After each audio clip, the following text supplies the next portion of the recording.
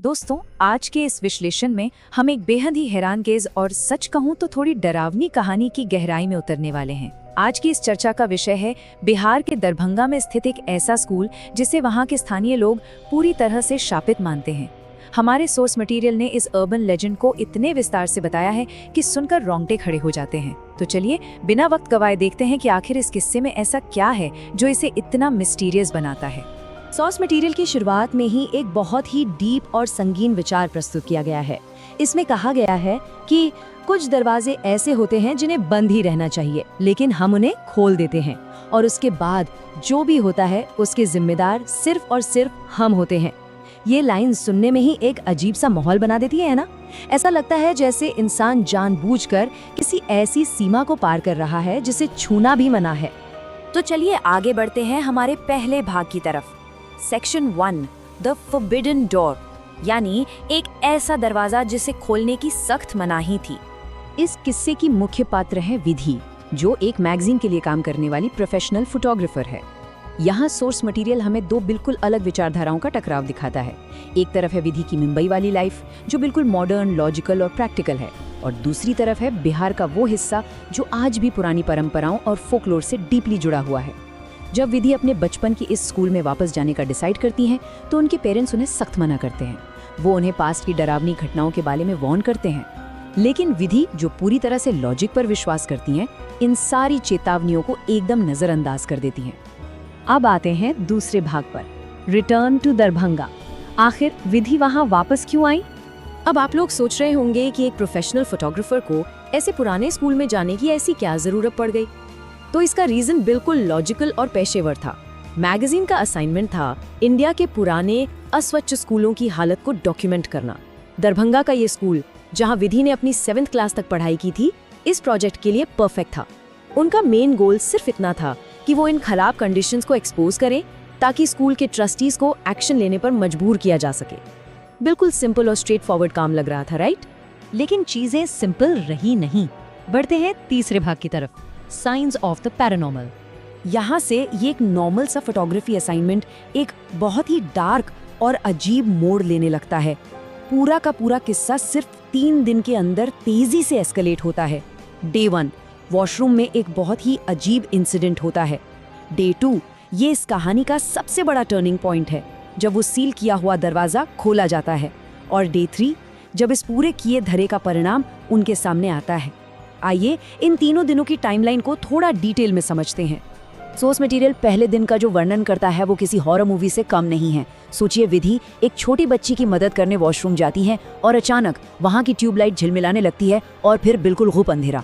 वहां एक ऐसी असहनीय बदबू थी जिसे फिजिकली बर्दाश्त करना मुश्किल था। लेकिन सबसे टेरिफाइंग बात क्या थी? उस खाली वॉशरूम में अचानक से एक जोर की हंसी गूंजती है, जबकि वहां दूर दूर तक कोई और बच्चा नहीं था। इसके अलावा क्रू मेंबर्स जब अलग अलग क्लासरूम्स में गए तो उन्हें टेम्परेचर में अचानक से एकदम भारी गिरावट महसूस हुई, और हद तो तब हो गई जब विधि टेरेस पर तस्वीरें ले रही थी और उन्हें कच्ची मुंडेर पर ऐसा लगा जैसे पीछे से किसी ने उन्हें धक्का दे दिया हो। लिटरली एक जानलेवा एहसास। ये सब इस बात का इशारा थे कि वहां कुछ तो बहुत ही गलत था। चौथा भाग, द सील्ड क्लासरूम, वो कमरा जो सालों से बंद था। अब आता है डे 2, संडे का दिन था। पूरा स्कूल खाली था, यानी फोटोज लेने के लिए बेस्ट टाइम। खाली स्कूल में एक्सप्लोर करते हुए विधि की नज़र एक ऐसे क्लासरूम पर पड़ती है जो कम्प्लीटली लॉक था और जिसके दरवाजे पर कुछ धागे बंधे हुए थे। वहाँ का एक पियोन उन्हें फ्रैंटिकली वार्न करता है कि मैडम, ये दरवाज़ा मत खोलिए। वो कहता है कि इस कमरे में कुछ ऐसी शक्तियाँ हैं जिन्हें बाहर आने की इजाज़त नहीं है। लेकिन जैसा कि हमने पहले देखा, विधि मॉडर्न और लॉजिकल सोच वाली हैं। वो पियोन की बात नहीं मानती और उन धागों को तोड़कर दरवाज़ा खोल देती हैं। क्रू ने फटाफट फोटोज ली और आगे बढ़ गए।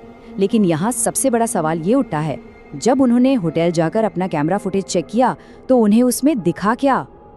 और यहीं पर सोर्स ने हमें इस कहानी का सबसे बड़ा झटका दिया है।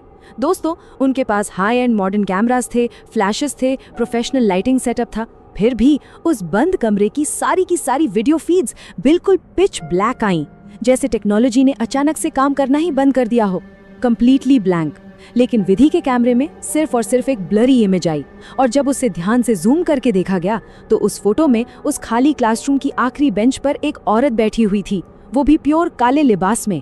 संडे का दिन, वो भी एक ऐसा कमरा जो सालों से धागों से सील था।